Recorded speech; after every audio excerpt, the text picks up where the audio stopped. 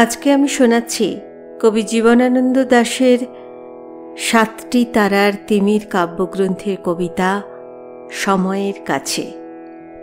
কবি এখানে বলতে চেয়েছেন, কিছুই থাকে না এক সময়, মৃত্যু অবশ্যম্ভাবী, কিন্তু মৃত্যুর পরেও কিভাবে জীবন্ত থাকা যায় এবং শক্তিমান থাকা যায়, তাই কবি জীবনানন্দের অনুসন্ধানের বিষয়। সবকিছুই একসময় লুপ্ত হয়, অথচ তার পেছনে পেছনেই আসে সমাপ্তিহীন ক্ষুধা।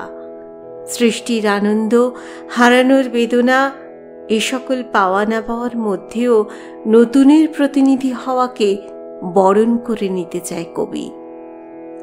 তিনি বলে যান আলোর কথা, ডোডো পাখির কথা নয়। মানবিকতার ভোর ডেকে আনতে কামনা করেন অ্যাঞ্জেলো রুসো লেলিনির মনির পৃথিবী। পৃথিবীব্যাপী হাহাকার, মৃত্যু শব্দ, রক্ত শব্দ, ভীতি শব্দ সব ঝেড়ে ফেলে দিয়ে মানবিক জাতীয় মিলনের পথে যেতে হবে সকল মানুষকে।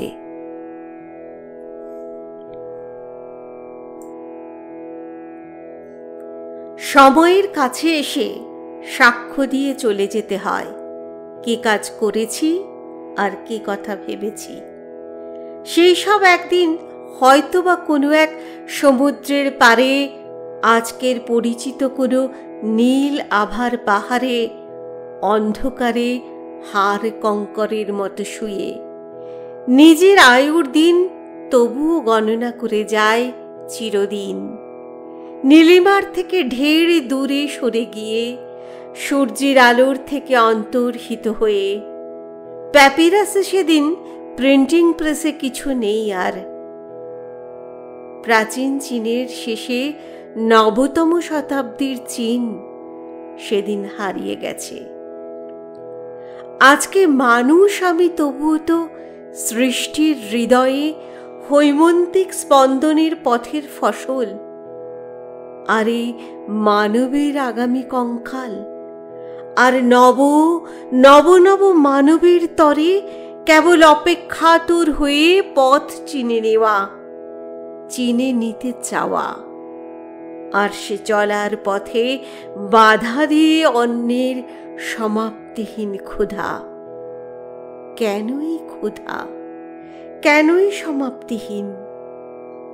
যারা সব পেয়ে গেছে তাদের উচ্ছিষ্ট, যারা কিছু পায় নাই তাদের জঞ্জাল। আমি এই সব সময়ের সমুদ্রের পারে, কালকের ভোর আর আজকের এই অন্ধকারে, সাগরের বড় সাদা পাখির মতন দুইটি ছড়ানো ডানা বুক নিয়ে কেউ কোথাও উচ্ছল প্রাণশিখা জ্বালায় সাহস, সাদ, স্বপ্ন আছে ভাবে।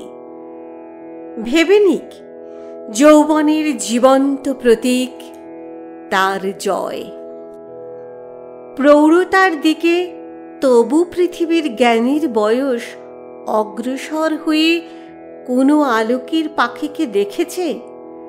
জয়, তার জয়, যুগে যুগে তার জয়, ডোডো পাখি নয়। মানুষেরা বারবার পৃথিবীর আয়ুতে জন্মেছে, নব নব ইতিহাস সৈকতে ভিড়েছে, তবুও কোথায় সেই অনির্বচনীয় স্বপনের সফলতা, নবীনতা, শুভ্র মানবিকতার ভোর? নচিকেতা, জরাথৃষ্ট, লাওৎসে, অ্যাঞ্জেলো রুসো লেলিনির মনির পৃথিবী হানা দিয়ে আমাদের স্মরণীয় শতক এনেছে। অন্ধকারে ইতিহাস পুরুষের সব প্রতিভ আঘাতের মতো মনে হয়। যতই শান্তিতে স্থির হয়ে যেতে চাই, কোথাও আঘাত ছাড়া, তবুও আঘাত ছাড়া অগ্রসর সূর্যালোকে নেই। হে কালপুরুষ তারা, অনন্ত দ্বন্দ্বের কোলে উঠে যেতে হবে। কেবলই গতির গুণগান গেয়ে সৈকত ছেড়েছি এই স্বচ্ছন্দ উৎসবে। নতুন তরঙ্গে, রৌদ্রে, বিপ্লবে, মিলন সূর্যে মানবিক রণ ক্রমেই নিস্তেজ হয়, ক্রমেই গভীর হয় মানবিক জাতীয় মিলন। নব নব মৃত্যু শব্দ, রক্ত শব্দ, ভীতি শব্দ জয় করে মানুষের চেতনার দিন অমেয় চিন্তায় খ্যাত হয়ে তবু ইতিহাস ভুবনে নবীন হবে নাকি মানবকে চিনে?